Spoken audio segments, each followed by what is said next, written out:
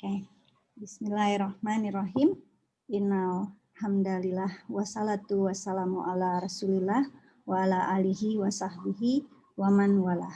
Asyhadu alla ilaha illallah wahdahu la syarikalah wa asyhadu anna sayyidina Muhammadan abduhu wa rasulullah la nabiyya ba'dah.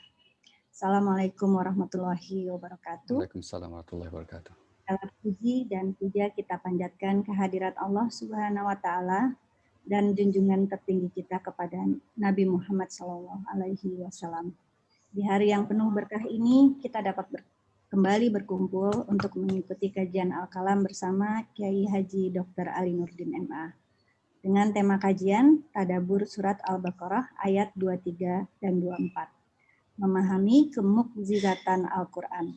Saya dengan Diana Mohdi kali ini menggantikan posisi host Rima yang kebetulan sedang berhalangan. Ingin mengundang rekan-rekan sekalian. Apabila ada pertanyaan yang hendak diajukan kepada Pak Ustadz, silahkan mengisi di kolom chat. Nanti sesi tanya jawab akan kami hadirkan di bagian akhir kajian ini. Baiklah, langsung saja kami persilakan Pak Ustadz Ali untuk memulai kajian. Terima kasih Mbak Diana. Terima kasih Mbak Diana. Bismillahirrahmanirrahim. Assalamualaikum warahmatullahi wabarakatuh. Alhamdulillah, wassalatu wassalamu ala rasulillah wa ala alihi wa sahbihi mawalah, la hawla wa la quwwata illa billah. Allahumma faqihna fid din wa 'allimna ta'wil, amma ba'd. Bapak Ibu sekalian, rahimakumullah. Ya, seperti yang telah disampaikan oleh Mbak Diana tadi, tema kita sore ini adalah kelanjutan dari materi sebelumnya, yaitu di tafsir surah Al-Baqarah pada ayat yang ke-23 dan 24, yang kita berikan tema yaitu memahami kemukjizatan Al-Quranul Karim. Karena di ayat 23 ini dan 24 berbicara tentang seputar hal tersebut. Itu. Mari kita mulai. Yang pertama di ayat yang ke-23. A'udzubillahi minasyaitonir rajim. Wa in kuntum fi raibin mimma nazzalna ala 'abdina fa'tu bi suratin min mithlih wad'u syuhada'akum min dunillahi in kuntum shadiqin. Ya. Silakan. Mbak Nasir. Auzubillahi minasyaitonirrajim. Bismillahirrahmanirrahim. Dan jika kamu meragukan Al-Qur'an yang kami turunkan kepada hamba kami Muhammad, maka buatlah satu surah semisal dengannya dan ajaklah penolong-penolongmu selain Allah jika kamu orang-orang yang benar. Iya. Jika kamu wahai manusia atau siapapun orangnya ragu bahwa yang kami turunkan kepada hamba kami Nabi Muhammad SAW, ya, itu adalah firman-Nya, itu adalah kalamnya. Mungkin ada yang menganggap, menuduh bahwa itu semua adalah karya Nabi Muhammad atau mungkin karya manusia, gitu ya. Maka silahkan. Tentu saja kalau kalian menganggap seperti itu, sama-sama sebagai manusia, kalian juga mampu kan? Mampu juga membuat yang seperti itu. Maka kalau kalian memang betul dengan anggapan Anda itu, datangkanlah atau buatlah yang serupa Al-Quran itu. Tidak perlu banyak-banyak, cukup separuh surah saja, satu surah saja, atau separuh surah saja, gitu ya. Jika kalian memang benar dengan anggapan itu. Ayat ini adalah rangkaian panjang dari tawaran, lebih tepatnya tantangan ya, Al-Quran terhadap siapapun yang meragukan Al-Quran sebagai kalamullah. Ya, inilah yang kita sebut bahwa Al-Quran itu sebagai mukjizat. Maka ini ayat terakhir rangkaiannya. Ayat pertama, ketika orang-orang meragukan Al-Quran sebagai firman Allah, maka Allah itu membuat tawaran untuk membuat yang seperti Al-Quran, keseluruhan lah. Gitu ya. Tawaran pertama ini disebutkan di surah nomor 52, surah At-Tur pada ayat yang ke-33, 34. Surah 52, ya, surah At-Tur ayat yang ke-33, 34. Ini tawaran pertama mereka yang meragukan itu agar membuat seperti Al-Quran. Silakan. Auzubillahi minasyaitonirrajim. Bismillahirrahmanirrahim. Ataukah mereka berkata, dia Muhammad mereka-rekanya? Tidak, merekalah yang tidak beriman.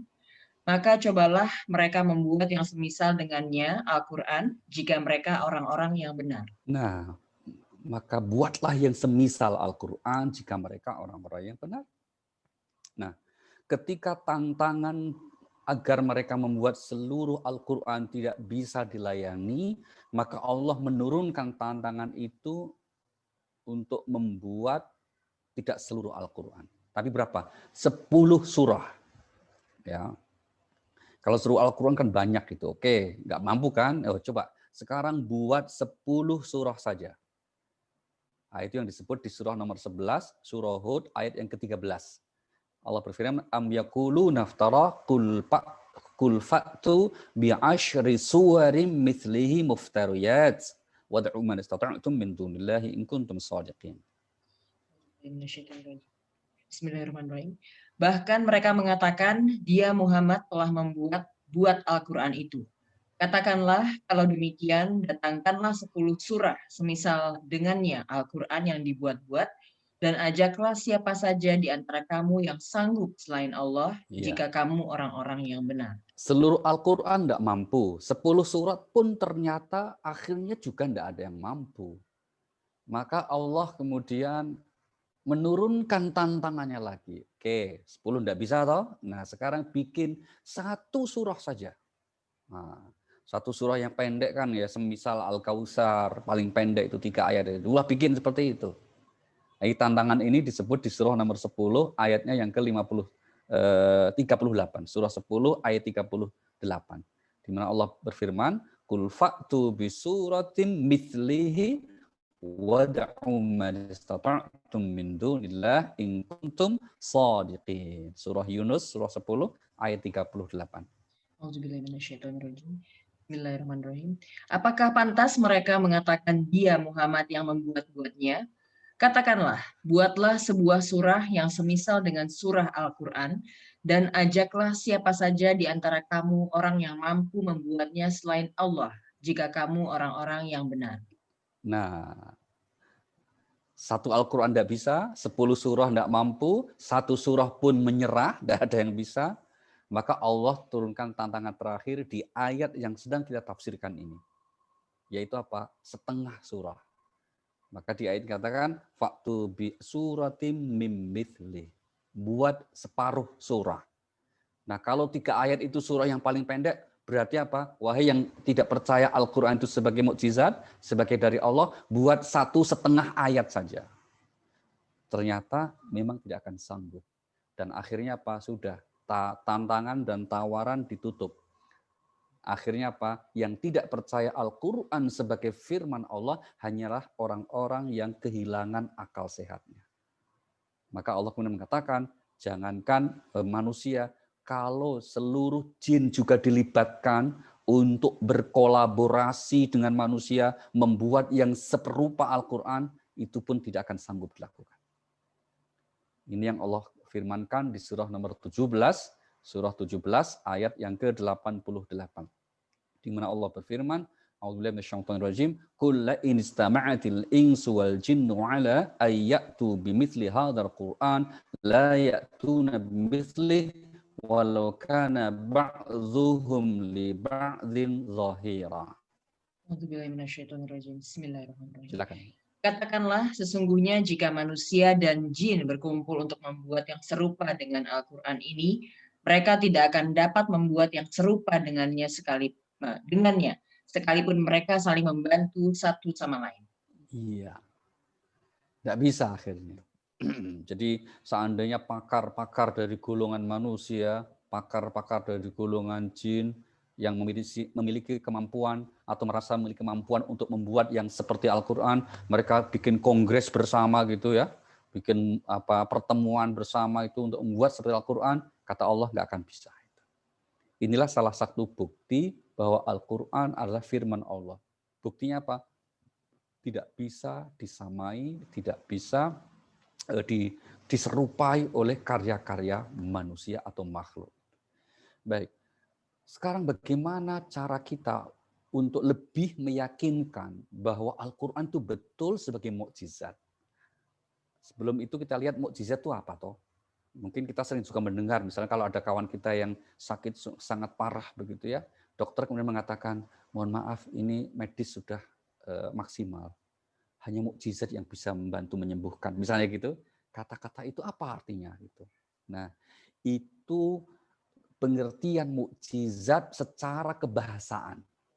Jadi kalau kalimat mengatakan hanya mukjizat yang bisa membantu menyembuhkan itu maksudnya hanya sesuatu yang luar biasa, yang tidak biasanya itu dalam dunia medis. Itu segi bahasa. Bolehkah begitu? Boleh. Itu terjemahan dari miracle, sesuatu yang luar biasa. Tetapi mukjizat dalam pengertian agama itu adalah pengertiannya sesuatu yang luar biasa yang dibawa oleh seorang rasul dan itu dihadapkan, ditantangkan kepada yang meragukan, dan tantangan itu tidak bisa dihadapi atau lemah atau kalah mukjizat. Jadi 4 unsur ya. Sesuatu itu luar biasa, luar biasa ya, bukan biasa di luar. Beda nih, ya, luar biasa. Ya, luar biasa itu macam-macam. Sesuatu yang luar biasa itu bukan nggak masuk akal. Ya, kalau 5 tambah 5, 11 itu nggak masuk akal. Ya, itu nggak masuk akal tuh. Tapi kalau matahari terbit dari arah barat, itu masuk akal. Meskipun luar biasa juga. Ya, sama-sama luar biasa, ada yang di luar kebiasaan, ada yang memang tidak masuk akal. Maka tidak semua, misalnya orang dibakar tidak hangus, itu adalah luar biasa, tapi masuk akal, boleh jadi gitu. Nah, maka kemudian sesuatu yang luar biasa yang dibawa oleh seorang nabi, seorang rasul, dan kemudian ditantangkan kepada yang meragukan, dan tantangan itu tidak bisa dilayani. Itu namanya mukjizat. Karena kalau kemudian yang dibawa Rasul itu berhasil dihadapi, dikalahkan, bukan mukjizat namanya. Wong mukjizat Nabi kok kalah sama yang lain, itu bukan mukjizat. Ada lagi tambahan satu, itu sebagai bukti kebenaran risalah Nabi itu ada. Maka ya ini kita informasi saja, kalau suatu luar biasa itu dimiliki seorang mukmin, kita sebut dengan istilah karomah. Kalau itu dimiliki oleh seorang yang tadinya nanti menjadi nabi, itu namanya irhas. Tapi kalau itu dimiliki oleh seorang yang durhaka kepada Allah, itu namanya istidraj. Ya, ada juga yang dimiliki atau diberikan kepada orang-orang yang ingkar, itu namanya sihir. Sama-sama luar biasa. Ya, sama-sama luar biasa. Baik, bagaimana kita memahami Al-Quran sebagai mukjizat? Secara garis besar, mukjizat yang Allah turunkan kepada Rasulnya itu ada 2 macam.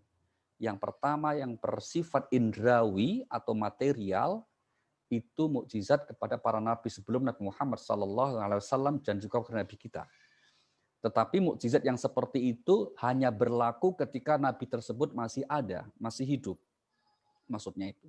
Begitu sudah wafat, selesai mukjizatnya. Mukjizat Nabi Nuh buat kapal. Begitu Nabi Nuh wafat, selesai mukjizat buat kapal. Karena sekarang juga banyak yang bisa. PT PAL bisa.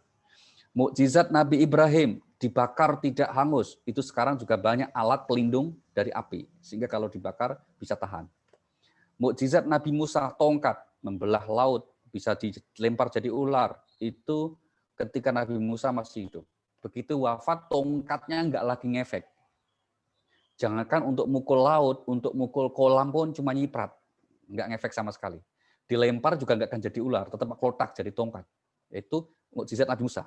Ya kan? Mukjizat Nabi Isa alaihissalam menghidupkan orang mati, menyembuhkan orang sakit, memberikan roh kepada burung sehingga patung burung bisa terbang.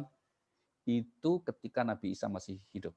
Begitu Isa wafat alaihissalam, maka selesai semua itu. Dan mukjizat Nabi kita Muhammad sallallahu alaihi wasallam ada 2 macam. Ada yang material sifatnya, misalnya mukjizat, ya, hari ini juga kami share, kami posting di IG dan juga di medsos kami. Apa misalnya ketika perang Ahzab, perang Khandaq, itu Nabi kemudian dengan makanan yang sebetulnya cukup untuk beberapa orang, tapi bisa memberi makan kepada banyak orang, ratusan, bahkan ada yang menyebut ribuan. Ini mukjizat namanya.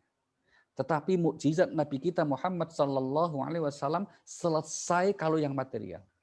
Nah, Al-Qur'an itu mukjizat Rasulullah terbesar yang sifatnya, yang bentuknya imaterial, bukan materinya.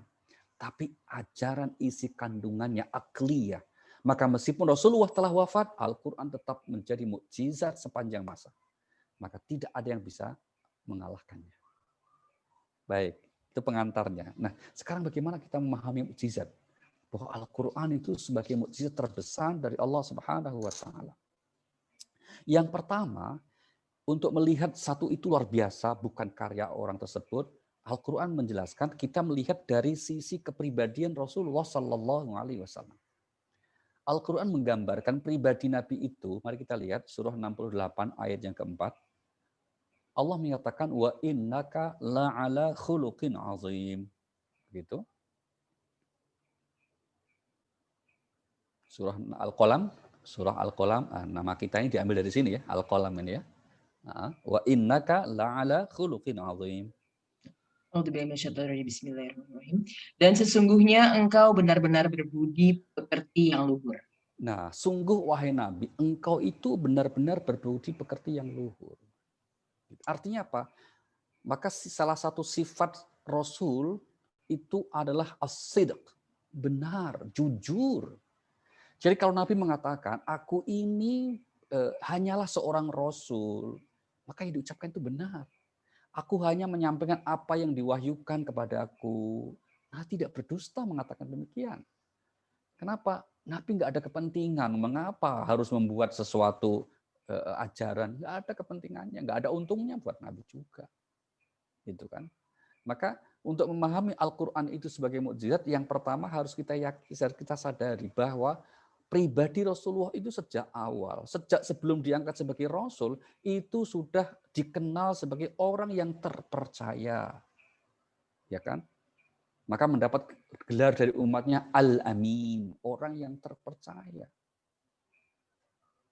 Maka banyak sekali, kita ambil contoh misalnya, kenapa sih Rasulullah kok mendapat gelar Al-Amin itu? Jadi ceritanya gini, ketika Rasulullah usianya 35 tahun, berarti kan belum menjadi seorang Rasul ini, kan diangkat usia 40. Itu Mekah itu kebanjiran ceritanya. Terus Hajar Aswad itu terlepas dari tempatnya. Itu. Nah, terus kemudian kepala-kepala suku di Mekah itu mereka berebut ingin meletakkan Hajar Aswad kembali ke tempatnya. Nah, tapi karena mereka itu sama-sama merasa berhak, karena itu persoalan kehormatan, maka hampir saja terjadi pertumpahan darah untuk memperebutkan siapa yang berhak meletakkan Hajar Aswad itu kembali ke tempatnya. Hampir-hampir saja mereka berperang gara-gara masalah itu. Maka kemudian ada yang punya ide, oke, kita tidak usah berperang. Gini saja, kita bikin kesepakatan. Kita lihat besok pagi siapa yang pertama kali masuk masjid ini. Masuk ke area Masjidil Haram, ke Ka'bah ini. Itulah yang akan kita tunjuk untuk menjadi hakim kita. Setuju? Oke, setuju, deal. Akhirnya mereka sepakat. Nah, kemudian pagi-pagi mereka dapati ternyata yang pertama kali memasuki Masjidil Haram adalah saat itu ya Muhammad Shallallahu Alaihi Wasallam. Mereka mendapati akhirnya gembira sekali. Kenapa gembira? Ya karena ini orang yang selama ini dikenal sangat jujur gitu loh. Maka kemudian mereka sepakat, wahai Muhammad, karena belum jadi nabi ya, maka kemudian kan ada masalah ini, tolong Anda menjadi penengah kami itu. Baik, maka Nabi kemudian membuka surbannya, kemudian meminta kepada kepala-kepala suku yang ada itu dipilih itu. Nah, Anda pegang ujung-ujung surban kami ya. Kita bawa ini, batu ini. Nah, maka mereka bergotong royong bersama-sama gitu memegang ujung surban yang digelar Nabi, terus kemudian batu itu diangkat bersama. Setelah sampai di dekat tempatnya, Nabi sendiri yang mengangkat dan meletakkan. Maka mereka akhirnya merasa lega dan berbahagia sekali. Masya Allah. Karena mereka semua merasa diwongke, dihormati, diorangkan. Itu kan satu yang selama ini akan mereka tuntut dan perjuangkan mati-matian. Nah, dan di saat itulah maka Nabi Muhammad mendapat gelar Al-Amin, orang yang terpercaya, yang amanah. Mungkinkah dari lisan orang yang punya kepribadian seperti itu akan berkata dusta bahwa ini adalah karyanya, ini adalah hasil pemikirannya yang kemudian dikatakan ini dari Allah bukan saya? Tak mungkin.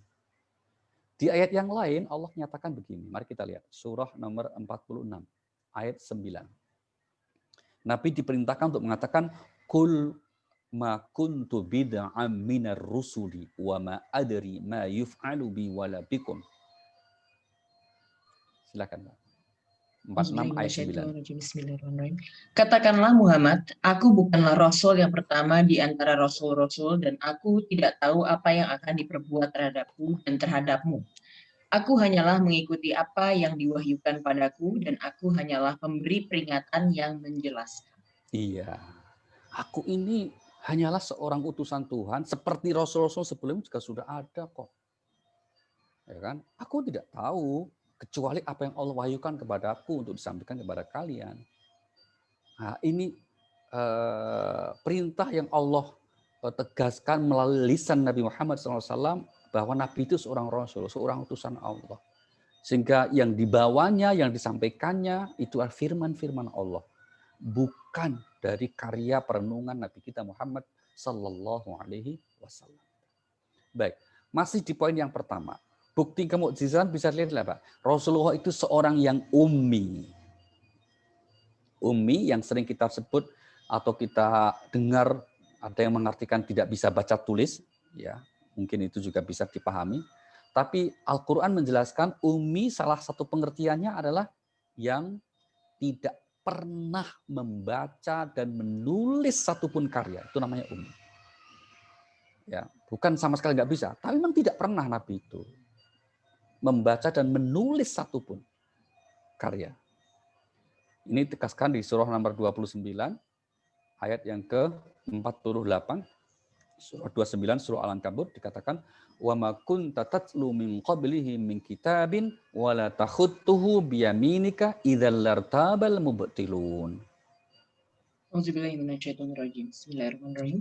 Dan engkau Muhammad tidak pernah membaca sesuatu kitab sebelum Al-Quran dan engkau tidak pernah menulis suatu kitab dengan tangan kananmu. Sekiranya engkau pernah membaca dan menulis, niscaya ragu orang-orang yang mengingkarinya. Iya, engkau wahai Nabi tidak pernah membaca dan menulis satupun kitab, satupun karya yang ada. Seandainya, maka dari sini ada yang menganggap Nabi tidak bisa baca tulis. Ya, boleh juga itu. Tapi yang tepat Nabi tidak pernah membaca dan menulis satupun karya, kitab suci apalagi. Ya kan? Seandainya Nabi pernah lakukan itu, maka orang ragu. Wong Nabi tidak baca tulis saja, orang masih ragu Al-Quran itu sebagai dari Allah. Mereka ragu. Bahkan menganggap juga ini adalah karya Nabi Muhammad, kan begitu kan? Apalagi kalau Nabi seorang misalnya kutu buku, banyak karya-karya yang dia baca, yang beliau tulis gitu, maka akan semakin wah itu cuma review itu, rangkuman dari bacaannya itu. Enggak. Al-Quran mengatakan Rasulullah seorang yang ummi tidak pernah baca tulis sebelumnya. Maka Allah katakan itu by design. Ya. Itu Allah tetapkan. Karena seandainya Nabi seorang yang memiliki kemampuan dalam hal membaca dan menulis, maka orang akan semakin ragu. Ya, baik. Kemudian yang kedua, alasan kita harus meyakini atau bagaimana kita memahami Al-Quran sebagai mukjizat. Kalau yang pertama kan dari sisi kepribadian Nabi kita Muhammad SAW. Yang kedua bisa kita lihat dari masa dan cara turunnya Al-Quran. Ya, masa dan cara turun Al-Quran. Orang-orang kafir di Mekah saat itu, kafir Quraisy Mekah, pernah meminta, ya, kenapa sih Al-Quran itu tidak diturunkan sekaligus saja gitu? Kok, mohon maaf kalau dalam bahasa Jawanya itu diitrit-itrit gitu. Kok surah, ayat, sampai totalnya akhirnya sampai 22 tahun lebih kan kira-kira gitu. Kenapa tidak seperti kitab suci sebelumnya yang sekaligus blek? Ucapan itu direkam oleh Al-Quran, ucapan orang kafir itu. Di surah nomor 25, ya, surah Al-Furqan namanya, ayatnya yang ke-32. Wa qala alladziina kafaru laula nuzzila hadzal Qur'an. Silakan. Bismillahirrahmanirrahim. Dan orang-orang kafir berkata, mengapa Al-Quran itu tidak diturunkan kepadanya sekaligus? Demikianlah agar kami memperteguh hatimu Muhammad dengannya dan kami membacakannya secara tartil atau berangsur-angsur dan perlahan juga benar. Ya, ini rahasianya. Kenapa Allah turunkan bertahap itu? Salah satu alasan yang Allah berikan adalah, kata Allah, agar kami kuatkan dalam pribadi Nabi Shallallahu Alaihi Wasallam. Linusabbita bihi fuadak. Kami teguhkan. Kalau kemudian Al-Quran satu sekaligus itu kan gimana menghayatinya kan? Maka setiap kasus ada ayatnya, setiap kasus ada jawabannya. Itu yang kemudian rahasianya kenapa Allah menurunkan Al-Quran secara bertahap. Nah, kalau itu karya Nabi Muhammad kan langsung sekaligus terus di launching kira-kira gitu. Kalau kita punya buku kan gitu kan, sudah selesai semua di launching kira-kira gitu. Bikin acara launching lah kira-kira gitu. Tapi nggak ada. Karena memang Al-Quran turun bukan dari Nabi Muhammad, tapi firman Allah. Bukti lain mari kita lihat bahwa Al-Quran itu firman Allah dan Rasulullah sekeras apapun kemauan Nabi untuk turun Al-Quran, kalau Allah tidak menurunkan, ya tidak bisa. Ini kita lihat contohnya di Asbabun Nuzul surah Al-Duha, surah ke-93, ya 11 ayat. Wal-duha wal-laili idza saja, ma wadda'aka rabbuka wa ma qala. Ayat ini atau surah ini turun setelah ada masa kekosongan wahyu. Jadi setelah beberapa surah turun di masa awal kenabian, itu ada masa kekosongan, yaitu kira-kira ada yang mengatakan sampai beberapa bulan gitu ya. Lama ayat tidak turun. Ada bahkan yang menyebut 3 tahun. Tidak turun-turun ayat. Maka orang-orang kafir Quraisy Mekah membuli Nabi Muhammad dengan mengatakan apa? Tuh lihat, Muhammad sudah bingung itu. Tuhannya tidak lagi menurunkan firman-Nya, tidak menurunkan ayat-ayatnya. Dia bingung sekarang. Maka akhirnya apa? Nabi sangat sedih, dibully. Ya. Nabi itu manusia juga ya. Itu. Nabi itu manusia juga ya, sedih juga. Jadi jangan dikira karena Nabi nggak pernah sedih. Oh, biasa, Nabi ya manusia maka sedih. Jadi kalau kita merasa sedih itu karena kita masih manusia. Kalau kita kadang sedih, kadang nangis itu ya wajar, namanya manusia. Kadang senyum, kadang ketawa, itu wajar aja itu. Orang nggak pernah sedih bukan manusia, itu robot itu biasa aja gitu. Nah, kemudian setelah beberapa saat maka Allah turunkan surah Al-Duha ini. Ya, apa kata Allah? Wad-duha wal-laili idza saja ma wadda'aka rabbuka wa ma qala. Ayat 1 sampai 3 saja, Mbak. Bismillahirrahmanirrahim. Demi waktu duha ketika matahari naik sepenggalan, dan demi malam apabila telah sunyi. Tuhanmu tidak meninggalkan engkau Muhammad dan tidak pula membencimu. Nah, ini sekaligus jawaban atas bulian orang-orang kafir Quraisy Mekah. Tuhanmu tidak meninggalkanmu dan tidak membencimu, wahai Nabi.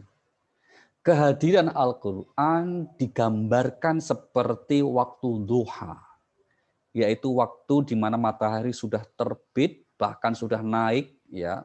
Ini kan pasca syuruk namanya waktu duha itu, pasca terbit yang sudah relatif tinggi, sehingga kemudian dunia sudah sangat terang. Itu waktu duha. Tetapi juga belum begitu panas itu matahari. Makanya termasuk ya, sinar matahari yang menyehatkan. Nah, kehadiran Al-Quran itu oleh Allah digambarkan dengan waktu duha, yaitu menjadi cahaya bagi kehidupan manusia dan menyehatkan. Maka disebut Allah bersumpah dengan wadduha. Gitu ya. Ini poin yang kedua. Untuk kita percaya meyakini bahwa Al-Quran sebagai mukjizat dari Allah Subhanahu wa taala. Kemudian yang ketiga, bukti Al-Quran sebagai mukjizat bisa kita lihat juga dari ayat-ayat teguran di dalam Al-Quran. Nah, jadi di Al-Quran itu kita temukan sekian ayat yang asbabun nuzulnya atau sebab turunnya itu karena ada sesuatu yang dilakukan Rasulullah dan Allah memandangnya, menilainya itu kekeliruan. Maka Allah tegur dengan menurunkan ayat Al-Quran. Pertanyaannya, kalau itu sesuatu yang katakanlah dinilai tidak benar, kurang benar, atau bahkan aib.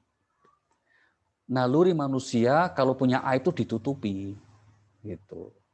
Tetapi kenapa Rasulullah Sallallahu Alaihi Wasallam kok malah membuka dalam tanda petik aibnya itu diabadikan? Kalau itu bukan karena Allah, kalau itu bukan firman Allah, maka nggak mungkin. Beliau kok menulis karya yang karyanya itu berisi tentang aib atau kekurangannya, kan nggak mungkin. Yang ada kalau karyanya sendiri itu kan ya meskipun aib malah dibikin supaya nggak kelihatan atau yang kelihatan baik-baik saja. Tapi ternyata Rasulullah enggak. Karena itu memang firman Allah yang disampaikan meskipun sebenarnya itu adalah dalam tanda petik ya kekurangan dirinya Rasulullah. Sekarang mari kita lihat contohnya. Ini kita lihat di surah 80 ya. Surah 80. Surah Abasa. Ayat pertama sampai ayat yang ke-10 atau bahkan 12 itu. Abasa wa tawalla an ja'ahul a'ma wa ma yudrika la'allahu yazakka aw yadhakkaru fatanfa'uhu dzikra amma man istaghna fa anta lahu tasadda. Silakan, Mbak. Bismillahirrahmanirrahim. Dia Muhammad berwajah masam dan berpaling. Karena seorang buta telah datang kepadanya, Abdullah bin Umi Maktum. Dan tahukah engkau Muhammad, barangkali dia ingin menyucikan dirinya dari dosa. Atau dia ingin mendapatkan pengajaran yang memberi manfaat kepadanya. Adapun orang yang merasa dirinya serba cukup atau pembesar-pembesar Quraisy, maka engkau Muhammad memberi perhatian kepadanya. Padahal tidak ada celah atasmu kalau dia tidak menyucikan diri atau beriman. Dan adapun orang yang datang kepadamu dengan bersegera untuk mendapatkan pengajaran, sedang dia takut kepada Allah, engkau Muhammad malah mengabaikannya. Sekali-kali jangan begitu. Sungguh ajaran-ajaran Allah itu suatu peringatan. Iya, makasih Mbak sudah. Jadi singkat cerita, Rasulullah saat itu sedang bersama pembesar Quraisy Mekah yang harapannya kalau mereka semuanya masuk Islam kan anggota sukunya semua akan ikut. Satu cara berdakwah yang menurut logika itu tidak salah, benar adanya. Gitu. Strateginya begitu, pegang kepalanya, anak buahnya ikut, kan gitu kan. Ibaratnya kalau sekarang kita dakwah misalnya ke preman-preman, pegang kepala premannya, maka anak buahnya ngikut. Nah, itu pegang kepala sukunya, anggota sukunya masuk Islam. Strategi dakwah yang jitu yang sebetulnya tidak bisa dikatakan salah. Nah, ketika Nabi sedang punya urusan seperti itu, harapannya mereka bisa masuk Islam, ada seorang yang kebetulan buta, tidak bisa melihat, akma ya, tidak bisa melihat, tunanetra lah gitu ya. Namanya Abdullah bin Umi Maktum. Beliau karena tidak bisa melihat, maka tidak tahu Nabi sedang apa, sedang melakukan apa. Yang dia tahu bahwa ada di hadapannya Rasulullah, itu saja. Maka tanpa pikir panjang, tanpa bertanya-tanya, langsung kemudian si Abdullah ini memanggil Rasulullah, alimni mimma 'allamakallah. Ajarkan kepadaku apa yang Allah ajarkan kepadamu. Nah, mendengar panggilan yang tidak terduga, Rasulullah tidak berkenan. Beliau kemudian tidak berkenan, tidak langsung, woi, nanti woi, enggak. Kalau kita kan gitu misalnya, woi, nanti tunggu dulu, penting ini gitu. Kalau kita bukan Nabi kok, gitu kan. Kalau untungnya enggak jadi Nabi itu gitu, boleh ngapa-ngapain itu, agak kasar-kasar dikit ya dimaklumi yang bukan Nabi gitu ya. Nabi kemudian tidak berkenan. Karena tidak ada sautan dan jawaban, si Abdullah mengulangi 2 kali. Masih belum berkenal. Maka Nabi kemudian bermuka masam, kurang nyaman gitu ya. Sampai panggilan ketiga, karena tidak ada sautan, maka si Abdullah itu mau pergi. Nah, setelah mau pergi, itulah turun surah ini. Abasa wa tawalla. Abasa wa tawalla. Dia bermuka masam dan berpaling. Ini sebenarnya ayat teguran. Tapi hebatnya itu, Allah menegur Rasulullah, kekasihnya itu tidak langsung, wahai Nabi, mbok ya kamu jangan bermuka masam gitu loh. Enggak. Tegurannya itu tidak menggunakan kalimat langsung. Jangan bermuka masam. Enggak.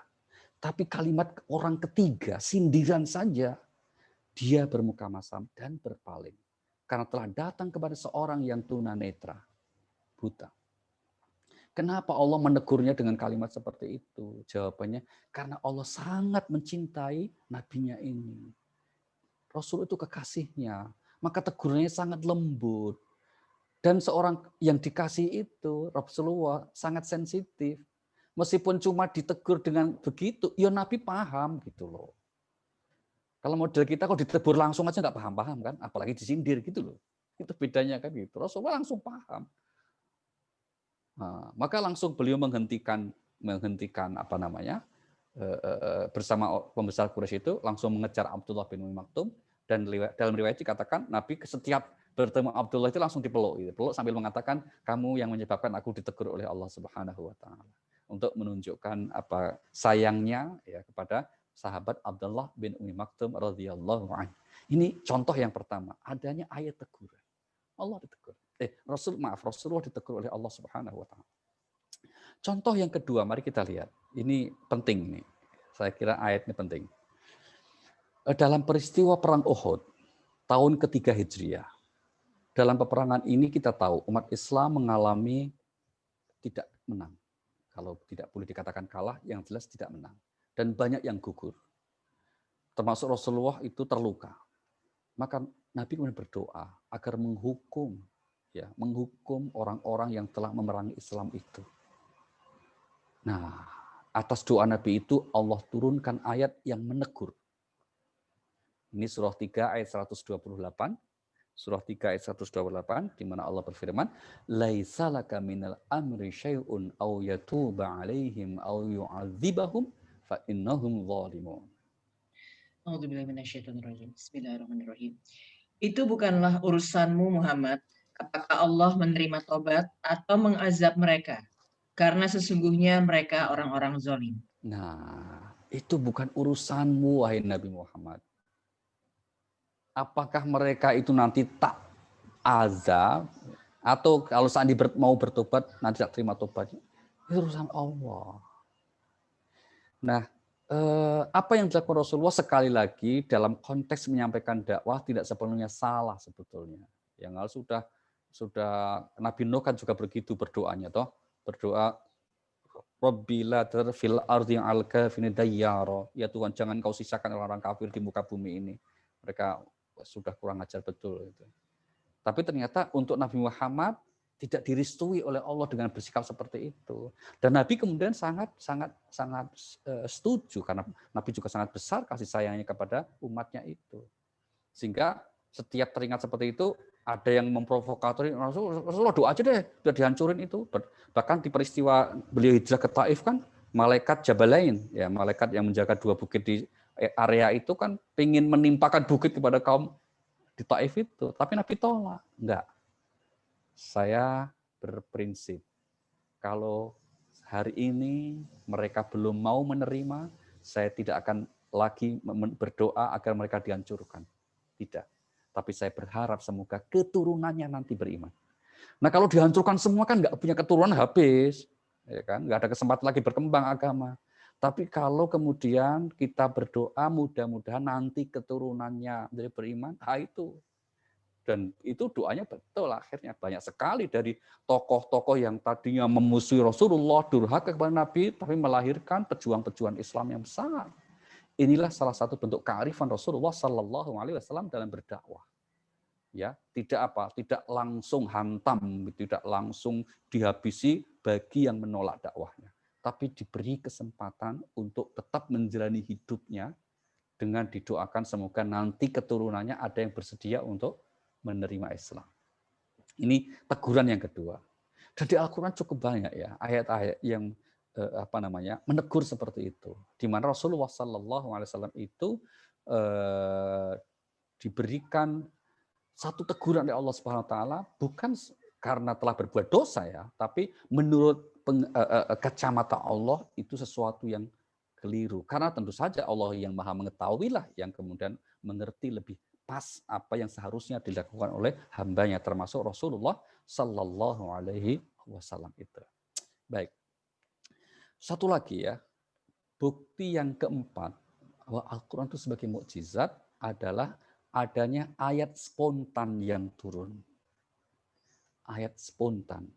Ayat spontan itu ayat yang tidak diduga-duga oleh Rasulullah diharapkan turunnya enggak. Contohnya ya di ayat surah 17 ayat 85. Ini ayat tentang ruh.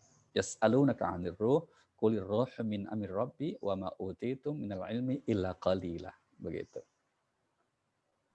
Bismillahirrahmanirrahim. Dan mereka bertanya kepadamu Muhammad tentang ruh. Katakanlah, ruh itu termasuk urusan Tuhanku, sedangkan kamu diberi pengetahuan hanya sedikit. Iya, jadi asbabun nuzulnya begini Bapak Ibu. Suatu saat ada yang mengatakan ini adalah pertanyaan dari ahli kitab ya, orang-orang Yahudi. orang-orang Yahudi meminta kepada orang kafir Quraisy di Mekah itu untuk bertanya kepada Muhammad. Saya dengar di Mekah ada orang ngaku nabi ya, kira-kira begitulah. Coba tes deh. Salah satu tesnya itu tanya kepada dia tentang ruh. Gitu. Kalau dia bisa menjelaskan tentang ruh secara detail, berarti hoax itu. Dia nabi palsu, tidak benar itu. Karena dalam kitab-kitab suci sebelumnya itu dikatakan roh itu tidak diberikan kepada penjelasannya oleh Allah kepada para nabi. Itu urusan Tuhan. Ditanya kepada dia. Nah, kemudian ketika akhirnya mereka bertanya untuk mengetes ya, karena orang tanya itu macam-macam. Ada tanya untuk mengetes, ada tanya untuk minta benar-benar penjelasan, ada juga tanya untuk mencari dukungan itu ada. Ada juga orang bertanya itu untuk memberitahu kepada yang lain tentang apa yang dilakukan itu ada juga itu. Pak, saya itu tiap malam tuh tahajud itu sekian rakaat aja, Pak. Itu kira-kira tahajud saya itu diterima enggak ya segini-segini. Nah, itu kadang-kala itu tujuannya untuk memberitahu bahwa dia tahajud itu. Tapi enggak boleh seudon juga ya kira-kira gitu. Nah, mereka akhirnya bertanya, wahai Muhammad, apa itu? Kamu tahu enggak roh itu apa itu? Nah, Rasulullah itu kemudian sesuai kebiasaan, kalau mendapat pertanyaan dari manusia, itu langsung mengatakan akan turun wahyu kan? Maka banyak ayat yang itu dimulai dengan pernyataan mereka bertanya kepadamu tentang apa, mereka bertanya tentang apa, itu banyak. Nah, salah satu roh ini. Tapi Nabi itu langsung mengatakan begini jawabannya, oke, besok saya jawab. Tunggu tanggal mainnya, besok akan saya jawab.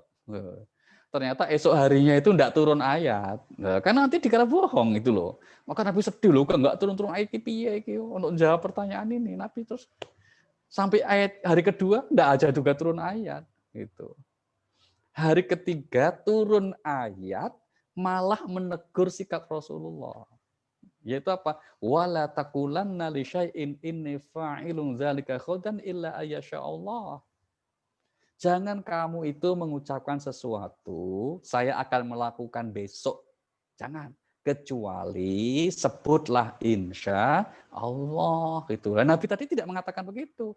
Nabi cuma bilang, besok akan saya jawab. Mestinya, besok akan saya jawab insya Allah. Begitu. Maka di saat Nabi ditegur itu, nah secara spontan akhirnya turun ayat yang ini. Ya, jawablah bahwa ruh itu urusan Tuhanmu. Ini ayat spontan yang sebetulnya memang pada mulai diharapkan, tapi nggak turun-turun, tapi kemudian spontan turun. Nah, ini kalau sekali lagi Al-Quran itu adalah karya Nabi Muhammad, seandainya gitu, nggak mungkin ada ayat-ayat yang spontan seperti ini, ayat-ayat teguran, dan seterusnya. Maka dengan latar belakang argumentasi yang kita sampaikan tadi, orang yang berpikir jernih, berakal sehat, akan percaya bahwa Al-Quran memang firman dari Allah Subhanahu wa Ta'ala, bukan hasil karya manusia. Tetapi kalau sudah diberikan sekian banyak penjelasan seperti itu, termasuk tantangan terakhir di surah yang sedang kita tafsirkan ini, Al-Baqarah 23 ini, mereka ternyata memang tidak akan sanggup, itu berarti kan sudah batas mentok ya, batas mentok, batas keimanan sudah selesai itu. Maka akhirnya apa? Yang tersisa hanyalah ancaman dari Allah. Ya sudah, kalau berarti kamu nolak itu memang kamu keras kepala, nggak mau diajak mikir gitu loh, nggak mau pakai akal sehatmu. Bahkan banyak ayat yang mengkritik dengan kata-kata afala taqilun. Apakah kamu tidak menggunakan akal sehatmu? Jangan diterjemahkan salah ya, afala taqilun. Apakah nggak bisa diakali? Oh beda, itu artinya itu. Coba renungkan. Maka akhirnya apa? Ini kita lihat sekarang ayat yang ke-24-nya dari surah Al-Baqarah kita ini, ya surah 2 ayat 24-nya. Maka Allah akhirnya menggunakan kalimat penutupnya, kata kuncinya apa? Fa illam taf'alu wa lan taf'alu fattaqun nar allati waquduha an-nas wal hijarah. U'iddat lil kafirin. Bismillahirrahmanirrahim. Jika kamu tidak mampu membuatnya dan pasti tidak akan mampu, maka takutlah kamu akan api neraka yang bahan bakarnya manusia dan batu yang disediakan bagi orang-orang kafir. Iya. Memang pada akhirnya kamu tidak akan mampu pasti. Maka kalau tidak mampu, ya kamu beriman. Tapi kalau kamu tetap keras kepala mengingkarinya, ya sudah, bersiaplah konsekuensinya. Nanti kamu akan mendapatkan sanksi azab. yaitu akan dimasukkan dalam sanksi azab di neraka yang bahan bakarnya adalah batu dan manusia. Bahan bakar neraka itu kalau di dunia ini kan kalau api dilempari batu kan mati ya. Di dunia ini. Misalnya ada api yang menjulat terus kemudian diblokin banyak batu kan mati apinya itu. Kalau di dunia. Tapi kalau di neraka ternyata apa? Dilempari batu dan ada yang masuk lagi malah semakin gede karena bahan bakarnya itu. Na'udzubillahi min dzalik. Inilah sekelumit secara garis besar tentang kemukjizatan Al-Qur'an Al-Karim dengan segala argumentasinya dari ayat Al-Qur'an dan juga sejarah, keyakinan kita dan harapan dan doa-doa kita kepada Allah, kiranya kita semakin mantap, semakin yakin untuk terus menjadikan Al-Quran sebagai pedoman hidup kita, sebagai petunjuk hidup kita, karena inilah firman-firman Allah Subhanahu wa Ta'ala, karena ini adalah kalimat-kalimat dari Allah Subhanahu wa Ta'ala, bukan hanya isi kandungannya, tapi termasuk juga redaksi-redaksinya itu 100% tidak ada yang dikurangi, tidak ditambah oleh Rasulullah SAW, itu dari Allah Subhanahu wa Ta'ala melalui Jibril alaihissalam. Maka sewajarnya kita terus untuk berinteraksi, berkhidmat ya kepada Al-Qur'an Al-Karim, itu semoga menjadi jalan kita untuk meraih ridha Allah Subhanahu wa Ta'ala. Ke Mbak Diana, monggo saatnya kita buka chat untuk mungkin ada banyak yang sudah menyampaikan, kami persilakan. Silakan, Mbak. Untuk pertama saya boleh nanya ya Pak ya? Silakan. Pak, saya penasaran kenapa ya Al-Quran itu cara penyusunannya gimana sih Pak? Kenapa tidak berurutan sesuai Mekah semua gitu, terus ya berurutan turunnya gitu loh Pak? Oh iya. Turunnya berdasarkan apa ya Pak? Baik, terima kasih. Penyusunan rangkaian surah Al-Quran termasuk peletakan ayat di dalam satu surah itu sesuatu yang kalau dalam ulumul Quran, ilmu-ilmu Al-Quran yang kita pelajari, itu disebut persoalan tauqifi. Ya. Tauqifi artinya satu ketetapan yang Rasul langsung lakukan atas perintah Allah saja. Jadi ini bukan karya para sahabat, bukan ijtihad para ulama, tapi sepenuhnya Nabi yang lakukan. Kenapa kok kemudian surah pertama malah Al-Fatihah, padahal yang pertama turun kan Al-Alaq 15. Surah keduanya loh malah Al-Baqarah, padahal kan turunnya sudah belakangan di Medina. Demikian juga Ali Imran, An-Nisa, Al-Maidah gitu.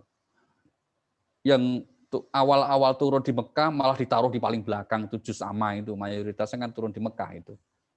Kenapa itu? Nah, ini pertama kita yakini yang melakukan itu Rasulullah.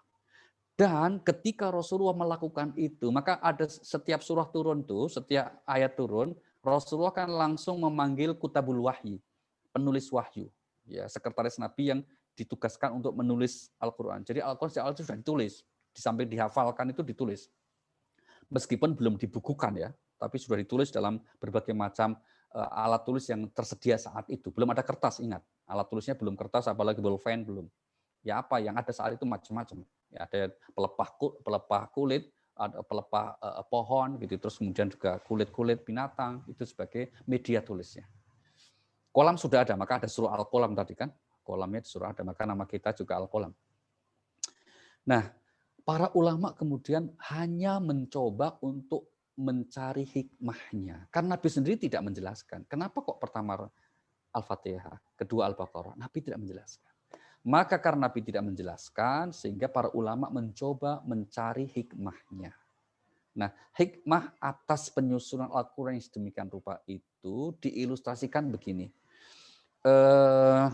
Ibaratnya begini. Kalau kita mengundang katakanlah kepala negara dalam satu momen acara kita, itu yang datang pertama kali kan tidak mesti duduk di depan. Ya kan? Tergantung yang datang siapa dulu.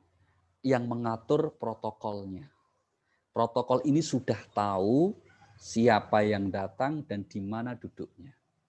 Nah, maka yang datang pertama siapa? Oh, ternyata Pak Lurah. Oh, paling belakang malah Pak Lurah, kira-kira gitu. Yang kedua siapa? Oh, yang datang camat. Oh, camat agak depan dikit.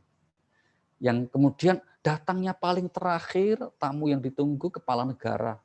Meskipun terakhir datang, malah paling depan. Karena apa? Sesuai protokolnya. Nah, demikian juga Al-Quranul Karim. Protokol yang membuat aturan penyusunan adalah Allah melalui Rasulnya.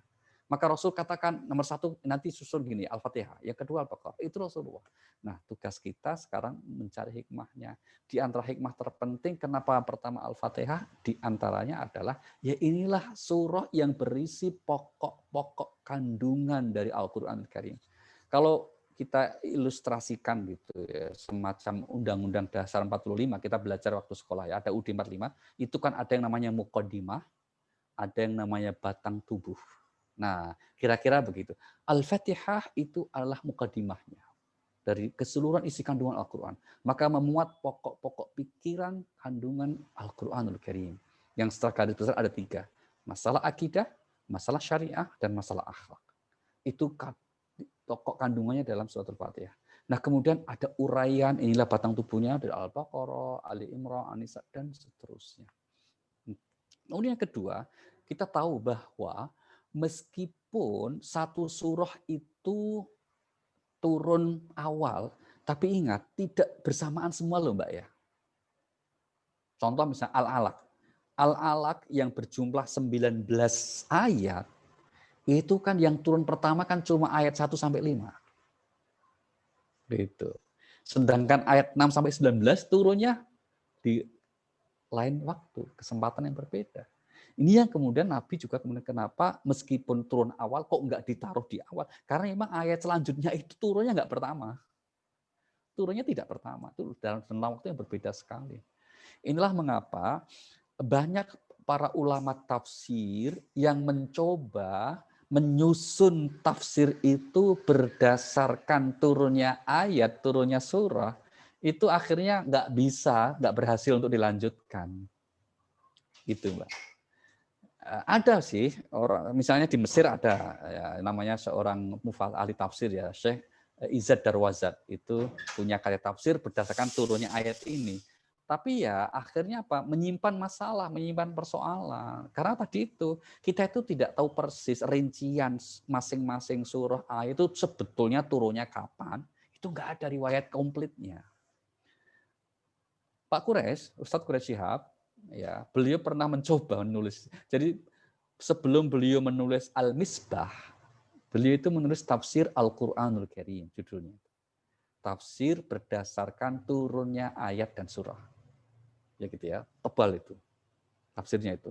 Itu yang pertama surah Al-Fatihah, yang sebetulnya itu alasannya ya karena itu Al-Fatihah itu, kedua Al-Alaq, kemudian Al-Qalam, kemudian Al-Muzammil, Al-Mudaththir, sesuai turunnya lah itu.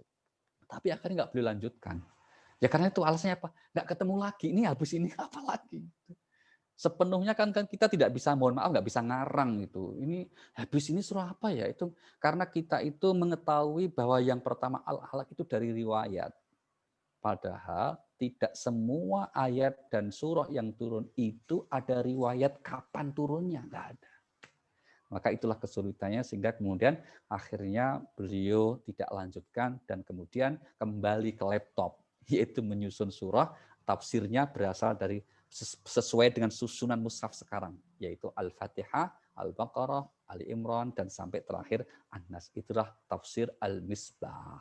Demikian juga para mufassir yang lain, tafsir Al-Qur'anul Karim Ibnu Katsir misalnya, ya itu juga akhirnya dari Al-Fatihah sampai An-Nas sesuai dengan urutan mushafnya itu. Jadi hikmahnya kira-kira inilah Nabi ingin menggambarkan bahwa Al-Qur'anul Karim keseluruhannya adalah satu kesatuan, sebetulnya awal akhirnya itu tidak terlalu signifikan perbedaannya, karena hakikatnya itu seperti untaian mutiara berkalung gitu ya. Ini kan nggak ketahuan itu mana sih awal akhirnya, itu semuanya sama, satu kesatuan, semua ada korelasi atau munasabahnya. Begitu Mbak Diana. Lanjut, monggo. Ya, terima kasih banyak Pak. Oke, saya bacakan pertanyaan dari Bapak Muhammad Ismail Akbar dari Menteng. Pertanyaannya, 1, sehubungan surat 80 ayat 1 sampai 2, apakah sama atau setara dengan surat kalau Muhammad itu mengarang-arang kebenaran yang Allah turunkan, maka Allah sendiri yang akan memotong tangan beliau? pertanyaan kedua, langsung aja ya Pak. Ya. Apakah hukumnya bila kita memberi nama anak-anak kita diawali dengan Muhammad atau nama yang berarti sifat Allah seperti Al-Hakim, Muslim, Nur, Al-Haq, Rahman, Rahim, dan seterusnya. Silahkan Pak. Iya, baik. Betul sekali Pak. Betul sekali. Itu semakna ya. Itu semakna seperti yang ada di surah Al-Qalam memang. Kebetulan nama kajian kita juga Al-Qalam ya. Itu satu bentuk pengandaian, ancaman dari Tuhan ya, kalau sekiranya Rasulullah itu membuat Al-Qur'an itu, maka kemudian akan aku potong bukan tangannya Pak, nadinya gitu. Maksudnya ya akan diselesaikan sendiri oleh Allah Subhanahu wa taala. Enggak usah orang lain yang hukum, aku sendiri yang hukum gitu. Nah, itu semakna betul, semakna untuk menguatkan bahwa Al-Qur'an itu bukan karya Nabi Muhammad dan tidak mungkin Nabi Muhammad itu membuat seperti Al-Qur'an. Maka Rasulullah juga mengatakan, kalau itu buatanku, aku sendirilah yang kemudian akan membuat yang indah-indah, yang bagus-bagus. Tapi kan ya nggak mungkin begitu ya. Maka sekali lagi ini sebagai penjelasan bukti mukjizat juga ya. Kalau ada orang yang kemudian misalnya menyisipkan satu kalimat dalam Al-Quran, berarti kan buat Al-Quran palsu nih ya, nggak mungkin bisa Pak. Maka jangan percaya kalau ada orang yang kemudian misalnya mengirimkan postingan yang berisi hati-hati banyak Al-Quran palsu. Atau katakanlah sudah ada terjadi perubahan ini. Enggak. Demi Allah nggak akan ada itu. Karena Allah sendiri yang akan menjaga keaslian otentis Al-Quran ini. Kesalahan karena human error, technical error mungkin. Ya. Tapi kesalahan kalau disengaja terus dijawab terus-menerus sampai akhirnya kemudian betul-betul itu abadi yang salah, nggak mungkin. Setiap ada orang yang berusaha menyalahkan, pasti akan ketahuan. Karena jaminan Allah, Allah telah mengatakan, kami yang turunkan, kami yang menjaganya. Surah 15 ayat yang ke-9. Allah mengatakan, inna nahnu nazzalna dzikra wa inna lahu lahafizun. Silakan Mbak, surah 15 ayat yang ke-9. Bismillahirrahmanirrahim. Sesungguhnya kamilah yang menurunkan Al-Quran dan pasti kami pula yang memeliharanya. Iya, kami yang menurunkan Al-Quran, kami juga yang memelihara. Baik, kemudian yang kedua tentang pemberian nama dengan nama Nabi Muhammad.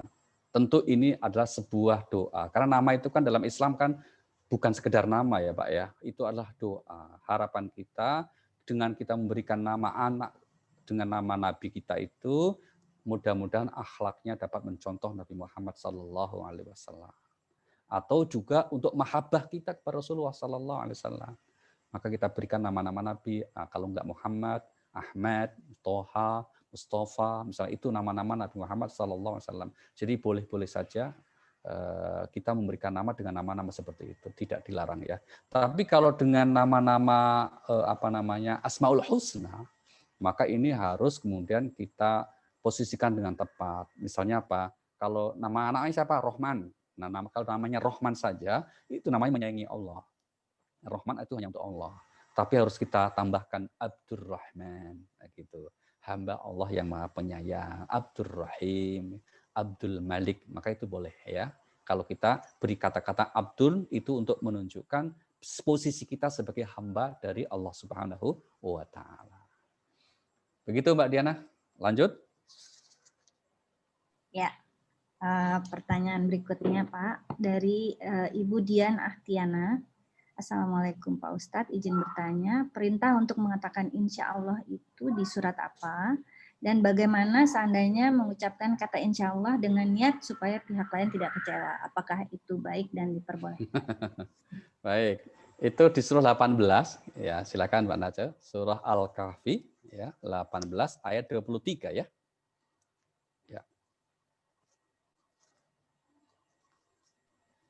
Bismillahirrahmanirrahim. Dan jangan sekali-kali engkau mengatakan terhadap sesuatu, aku pasti melakukan itu besok pagi. Kecuali dengan mengatakan insya Allah. Nah ya, 23-24. Kecuali mengatakan insya Allah. Itu berarti apa? Memang akan kita kerjakan. Tapi jangan sampai kita mengucapkan insya Allah itu hanya untuk takut nanti nyakitin, jangan juga. Itu yang biasa kita begitu ini Bu. Orang Indonesia itu untuk menolak halus itu pakai insya Allah itu. Besok mau nggak datang itu insya Allah, padahal nggak mau itu sebetulnya itu. Pakai insya Allah itu saya kira itu bukan sikap yang benar, yang sesuai dengan petunjuk agama bukan begitu. Ya kalau kita enggak gitu ya. Jangan pakai besok datang enggak? Insya Allah enggak. Malah enggak jelas kira-kira gitu. Ya sudah enggak mah kira-kira gitu. Nah maka insya Allah itu memang kita punya tekad, punya niat untuk iya. Nah, maka tapi kan kita enggak tahu bahwa apakah nanti bisa kita benar-benar ya, maka kita katakan insya Allah kira-kira gitu. Ya saya akan datang insya Allah. Kira-kira begitu. Tapi kalau enggak, jangan niatnya untuk menghibur. Kamu datang ya, misalnya gini, kamu datang ya itu, insya Allah ya. Gitu. Tapi diam-diam, oh, benar kamu datang? Enggak, aku cuma ini aja, bohong-bohongan. Itu enggak boleh, gitu ya, enggak boleh. Maka sebaiknya kita membiasakan diri untuk mengatakan jujur. Itulah terkadang akhirnya orang enggak mau pakai insya Allah itu. Saya ketemu beberapa orang ya, itu ketika kita insya Allah itu, mohon maaf Pak, besok bisa nggak Pak? Insya Allah. Jangan insya Allah dong, iya atau enggak? Gitu akhirnya. Karena selama ini dipakai insya Allah itu kurang jelas. Ya, kurang jelas.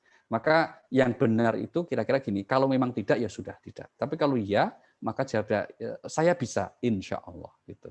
Yang sebaiknya seperti itu. Untuk etikanya, sebagai seorang yang berusaha untuk menaati apa yang digariskan oleh Allah dengan cara yang seperti itu. Lanjut. Baik, terima kasih Pak. Selanjutnya dari Ibu Sali Taher, bagaimana prosesnya pembuatan hadis setelah ayat-ayat Al-Quran diturunkan? Dan bagaimana kita dapat memastikan bahwa hadis tersebut tidak berseberangan dengan Al-Quran? Baik, waduh, ini satu tema tersendiri nih Mbak Selin ya. Mungkin harus dicarikan waktu tepat untuk membahas tentang hal ini. Baik, tapi saya coba sederhanakan, mudah-mudahan bisa dipahami. Baik, begini. Ketika Rasulullah menerima Al-Quranul Karim, itu konsentrasi semua sahabat setelah menghafalkan Al-Quranul Karim, itu kemudian adalah ada yang ditugasi untuk menulis. Gitu. Jadi kemudian bahkan satu kesempatan Nabi itu melarang untuk menulis hadis yang satu tempat dengan Al-Quran. Hapus kamu. Jadi kalau ada misalnya tulisan Al-Quran, kok kemudian ditulis juga hadis itu, Nabi nggak berkenan. Nggak boleh. Nanti karena apa? Nanti orang menduga hadis itu juga sebagai Quran. Maka itu Nabi suruh hapus. Nah, tapi kemudian banyak juga yang kemudian menulis sebagai koleksi pribadi hadis-hadis Nabi itu, tapi tidak bercampur dengan Al-Quran. Nah, karena konsentrasi para sahabat itu adalah menghafalkan Al-Quran, menghafalkan ayat-ayat Al-Quran yang baru turun itu juga menuliskannya, maka sedikit sahabat yang kemudian berkonsentrasi menghafalkan hadis. Gitu. Ya, jadi hadis di zaman Rasulullah itu belum ditulis dalam bentuk menjadi satu buku seperti yang kita ketahui kitab-kitab hadis itu. Kalau Al-Quran sudah tertulis meskipun belum dibukukan kan, tapi hadis enggak. Itu dihafal oleh sahabat sekian. Maka kemudian para sahabat Nabi yang menghafal hadis itu, yang merekam apa yang dilakukan Nabi, kan hadis itu kan segala bentuk perbuatan, ucapan, dan ketetapan Nabi. Itu namanya hadis. Jadi tidak hanya ucapan ya, tapi juga ketetapan Nabi. Ketetapan itu maksudnya apa? Ada orang yang melakukan, Nabi nggak menyalahkan, itu ketetapan. Kalau perbuatan itu apa? Ya Nabi melakukan, Nabi kemudian para sahabat merekam. Saya lihat Nabi begini-begini. Itu namanya hadis perbuatan itu. Kalau hadis perkataan itu qala Nabi bersabda. Itu namanya hadis perkataan. Tapi yang perbuatan, misalnya Nabi sholat, sahabat terus kemudian melihat, oh sholat Nabi itu begini. Oh bacaan sholat itu begini. Itu dari sahabat Nabi. Nah, dari sahabat Nabi ini kemudian diajarkan kepada tabi'in, yaitu murid-murid sahabat. Dari murid sahabat ini diajarkan lagi kepada muridnya yang namanya tabi'ut tabi'in. Sampai kemudian masing-masing punya murid itu baru kurang lebih pada abad kedua Hijriah, di mana para ulama sudah mulai berkembang ilmu pengetahuan. Kemudian ada yang menuliskan hadis, ya menulis hadis kemudian. Tapi penulisan hadis itu kemudian ditulis sesuai dengan bab-bab fikih yang akan mereka ajarkan dan mereka kuasai. Maka misalnya Imam Malik yang sohibul atau pendiri mazhab Maliki yang di Madinah itu punya kitab namanya Al-Muwatta. Itu isinya hadis-hadis Nabi berdasarkan bab-bab fikih begitu. Demikian juga kemudian para imam yang lain. Nah, baru abad ke-3 Hijriah kemudian di antara ulama yang concern khusus menulis hadis yang sangat teliti, sangat ketat, namanya Imam Al-Bukhari. Ya, sehingga kita sebut riwayat Al-Bukhari. Beliau wafat tahun 256 Hijri, yang disusul kemudian juga rekannya atau juga muridnya, yaitu namanya Imam Muslim An-Naisaburi, yang wafat tahun 263 Hijri. Terus disusul ulama-ulama selanjutnya. Nah, mengapa mereka menulis? Karena yang sebelumnya belum ada tulisan itu. Nah, maka disitulah dalam sumber-sumber hadis yang utama itu kemudian beliau jelaskan, saya mendapat hadis ini dari guru saya. Guru saya dari gurunya. Gurunya sampai kepada Rasulullah SAW. Itu yang kemudian dalam ilmu hadis namanya sanad. Sanad itu rangkaian yang terdiri dari para ulama yang meriwayatkan hadis atau rawi namanya. Nah, disitulah nanti belakangan diteliti oleh para ulama, ini tokoh yang disebut dalam rangkaian sanad itu siapa sih? Nah, itu ada ulama yang menuliskan biografi tokoh itu. Disebutnya rijalul hadis. Nah, itu ada ilmunya sendiri. Nah, maka kemudian ilmu hadis ini termasuk ilmu yang sangat kompleks dan sedikit orangnya. Sekedar informasi saja Bapak Ibu, di Indonesia ini kita masih belum memiliki jumlah yang signifikan, baru 1-2 orang yang bergelar doktor hadis itu.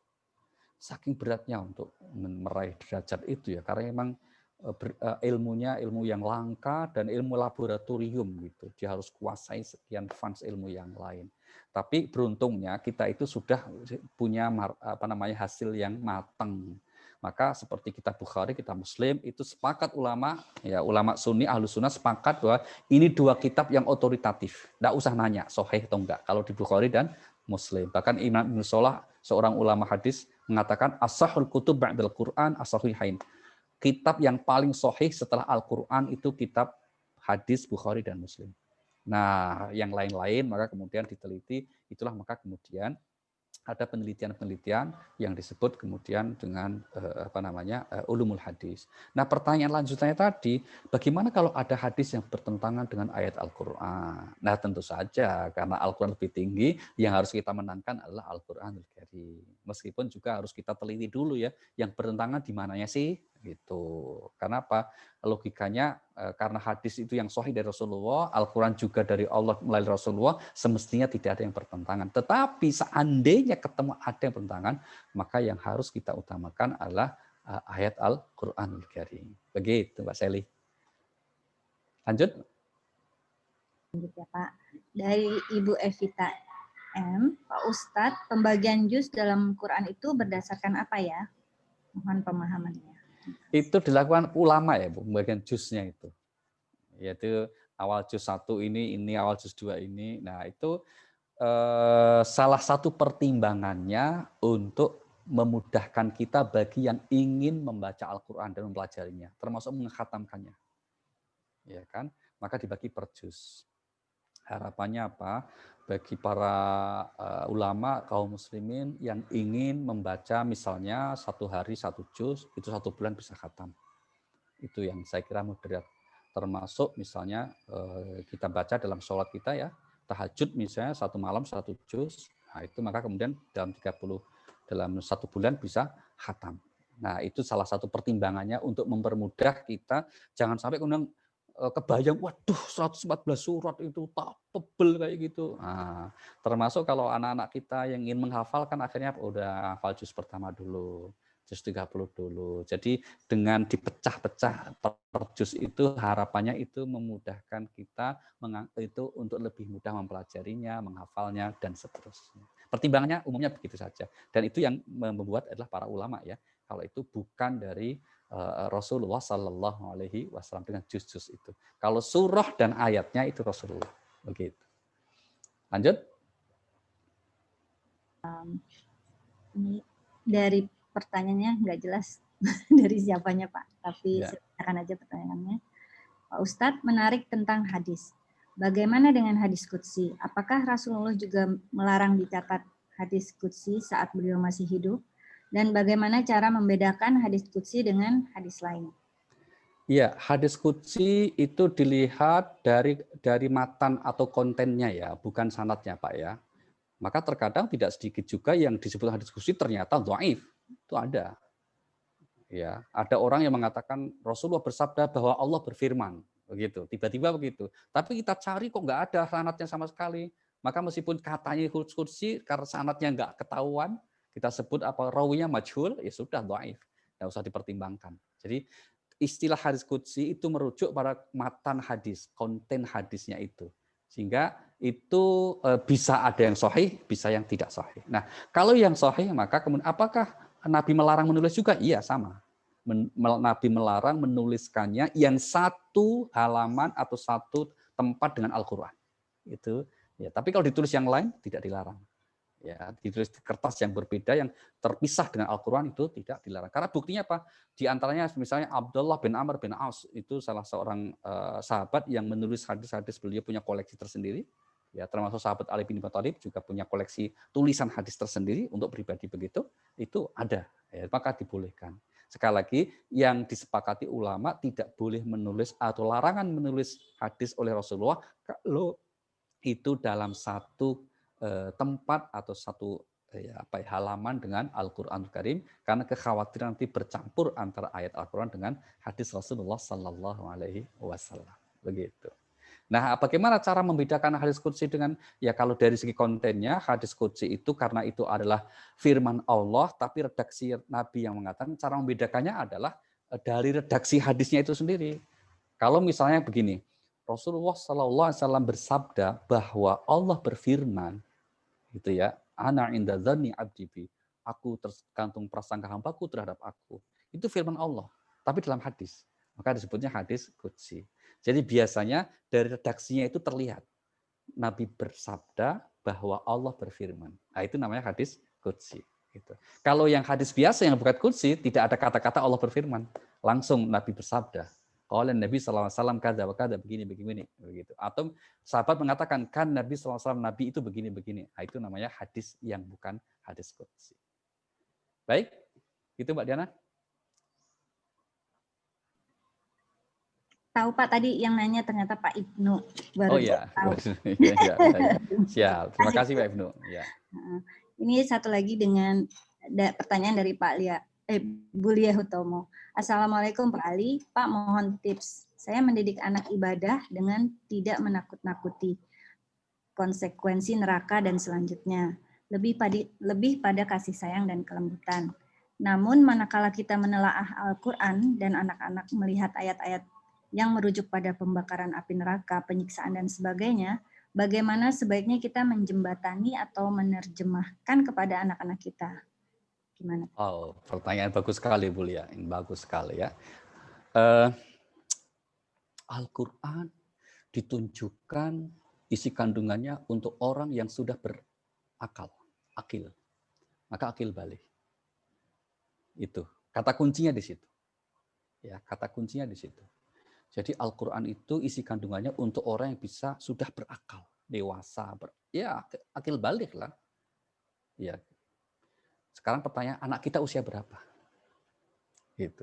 Maka kalau anak kita usianya baru 5 tahun misalnya, atau usianya baru 7 tahun, katakanlah usia SD kelas 1, kelas 2, nah dia belum akil balik.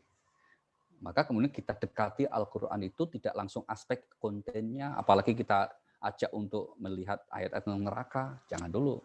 Seandainya harus melihat, kita letakkan konteksnya, kita bisa katakan itu, oh ini untuk ancaman orang yang sudah kelewatan, orang jahat sekali. Nah, kita kira itu aja. Nggak usah kita perpanjang dalam konteks itu, karena pada saatnya nanti ketika sudah memiliki kemampuan untuk berpikir yang lebih tinggi, abstrak begitu, nanti baru kita diskusi. Dan misalnya udah dewasa, udah balik, usia SMA, kuliah itu, nah apa-apa itu. Memang ayat Al-Quran keseluruhannya ditujukan kepada orang yang sudah dewasa itu. Maka kalau tidak dulu kan anak-anak, karena misalnya baru anak-anak itu kan nggak cocok ya. Misalnya baru anak SD itu, la tusyrik billah, jangan syirik. Anak TK dikatakan syirik itu apa? Malah bingung sendiri kita jelasinnya gitu kan. Maka itu untuk orang yang sudah dewasa untuk berpikir. Nah, untuk yang masih anak-anak tentu kita sesuaikan. Misalnya kita jelaskan tentang qul huwallahu ahad, misalnya tentang bahwa Allah sayang kepada kita, Allah itu begitu baik nikmatnya, maka kita harus pandai bersyukur. Nah, untuk membangun kepribadian-kepribadiannya yang lebih positif gitulah. Nah, sambil kemudian kalau toh disinggung tentang neraka, kita sampaikan yang secara garis besaran saja. Itu ya. Jadi ini sangat ditentukan bagaimana menjembatannya kepada anak-anak kita berapa usianya. Itu sangat penting untuk mengetahui dari mana kita akan memulai untuk mengajarkan ajaran agama khususnya Al-Qur'an dan juga hadis Nabi Shallallahu alaihi wasallam. Begitu, Mbak Diana. Ya Pak, kayaknya itu pertanyaan terakhir Pak. Ya, terakhir ya. Baik. Sebelum ditutup Mbak Diana, kita akan membaca suratul Fatihah untuk doa kita semuanya. Mungkin ada sebagian kita yang kurang sehat, mohon semoga Allah angkat penyakit dan diberikan kesehatan. Yang sedang punya kesulitan, semoga Allah mudahkan. Yang punya hajat, semoga Allah kabulkan. Al-Fatihah. A'udzubillahi minasyaitonirrajim. Bismillahirrahmanirrahim. Alhamdulillahirabbil alamin arrahmanir rahim maliki yaumiddin. Iyyaka na'budu wa iyyaka nasta'in. Ihdinas siratal mustaqim. Shiratal ladzina an'amta 'alaihim ghairil maghdubi 'alaihim waladdallin. Amin. Terima kasih Bapak Ibu. Mbak Diana akan menutup kaji kita sore ini. Dari kami sekian. Assalamualaikum warahmatullahi wabarakatuh. Assalamualaikum warahmatullahi wabarakatuh. Baik, subhanakallahumma wa bihamdika asyhadu alla ilaha illa anta astaghfiruka wa atubu ilaik. Terima kasih banyak Pak Ali atas ilmu yang tentunya akan sangat bermanfaat untuk kami dan untuk pertanyaan rekan-rekan sekalian yang tadi sudah banyak sekali, semoga bermanfaat. Akan kami lanjutkan nanti insya Allah kajian berikutnya hari Minggu 13 Desember 2020 pukul 4 sore, Tadabbur Surat Al-Baqarah ayat 25. Kabar gembira dari Allah. Terima kasih atas perhatian dan waktunya Bapak Ibu sekalian. Mohon maaf apabila ada kekurangan dan hal-hal yang kurang berkenan. Kami dari Kajian Al-Kalam mohon undur diri. Wassalamualaikum warahmatullahi wabarakatuh. Waalaikumsalam warahmatullahi wabarakatuh.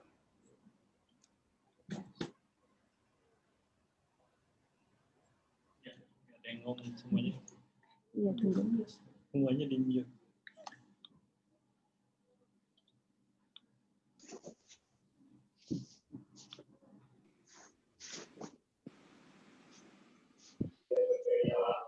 Makasih Pak Ustadz. Thank you Didit, makasih Pak Ustadz. Terima kasih Jeng Didi. Terima kasih perhatian Ustaz. Alhamdulillah. Terima kasih. Dadah. Assalamualaikum. Maaf lahir batin. Assalamualaikum. Waalaikumsalam warahmatullahi wabarakatuh. Gimana?